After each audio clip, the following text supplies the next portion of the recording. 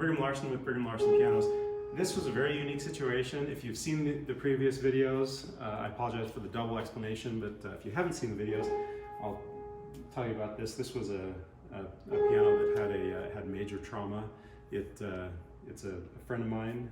I've known him for a lot of years, probably 20 years. His guys were moving this piano for a customer, and accidents happen.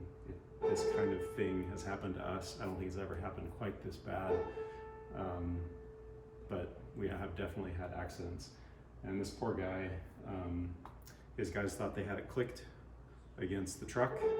Of course, you move a grand piano up on its side, but it wasn't clicked. And so when they started to drive, the piano fell over, and they had the bench with the legs facing up right next to it. So the piano fell over right onto the bench, and the legs went right through the soundboard. And this whole area was splintered. I mean, it was in 1,000 splinters, so bad that it was, the soundboard and the splinters were literally touching the strings. I mean, it was just destroyed. So he asked me if I could fix it. I was like, I don't know, but I'll give it my best. And it actually turned out really well. So,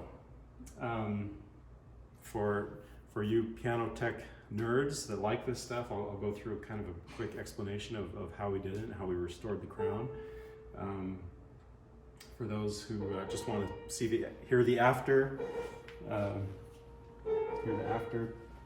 result, here it is.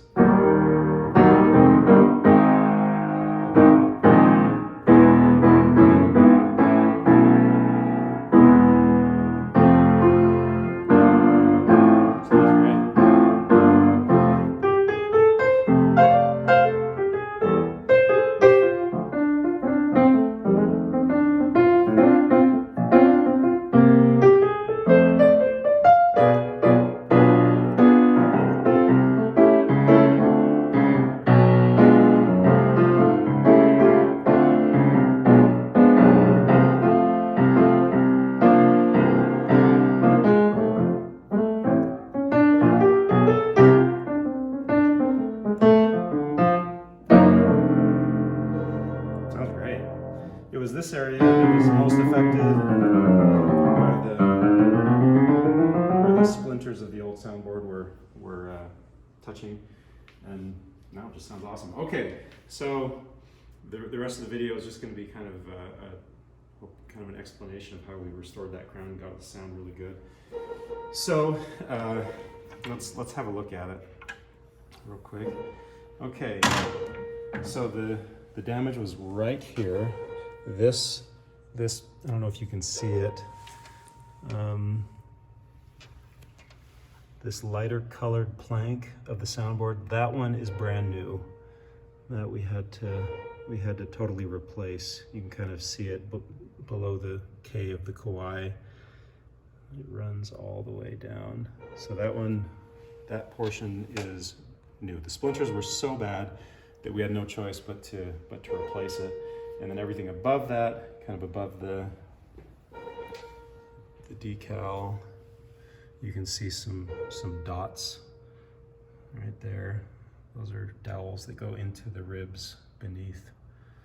And you can see the repairs.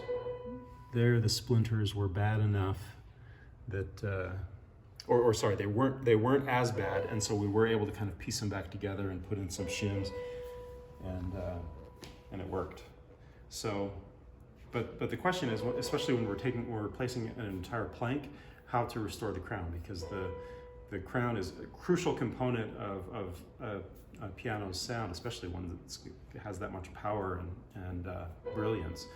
If you can imagine, if you're not aware of how kind of this works, if you think of like a drum, you know, you've got the main kind of structure of the drum, and you've got the skin or whatever material stretched over the top. If it's not pulled tight, it's, you know, you play the drum and it just kind of sounds, well, I mean, it doesn't have any resonance. It sounds terrible. But then if you think of like the ropes that kind of go back and forth around the base of the drum, pulling that skin nice and tight over the top, then you have like beauty and resonance, and it sounds like a booming drum. Same thing on wood, but rather than like pulling it tight, you're actually kind of doing the opposite. You squeeze it, and the wood doesn't have anywhere to go as it's being squeezed around the perimeter, so it bows up in the middle. And what that does is it has the same effect that you have on that drum, where it gives it beauty and resonance and richness. So when we're taking out, you know, an entire plank and piecing together splinters, of course,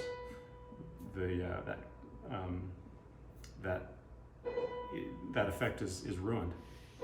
So what we did is we put a 2x4 or 2x6 or something underneath and clamped it to the right here and right over there, clamped it to the piano, running underneath, and then of course on clamps where you squeeze it and it clamps closed, that has a reversible option where you squeeze it and it spreads. So it's either a squeezer, clamp, or spreader. So put that under there and then spread it on one of the ribs. So it's pushing on the rib and then pushing on the 2x4 or 2x6, pushing it up, kind of restoring that crown. And then once we've got that crown as far as we can go, I guess we could have squeezed it, you know, to the point where it makes things even worse and destroys the wood. But like right at that point where we felt like things were starting to crack and creak, that's the point that we stopped. And then we got that new plank that actually, that's from the Aston Weight factory. We had some old soundboards from the Aston Weight factory when they closed up shop.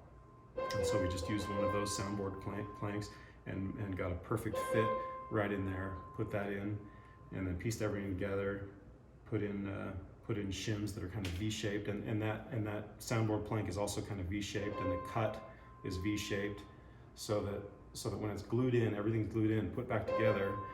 Then we release the clamp underneath, then it wants to fall, but it can't because it's V-shaped, and so it's kind of like a keystone in an archway where it wants to fall, but it's still kind of stuck in that crown position.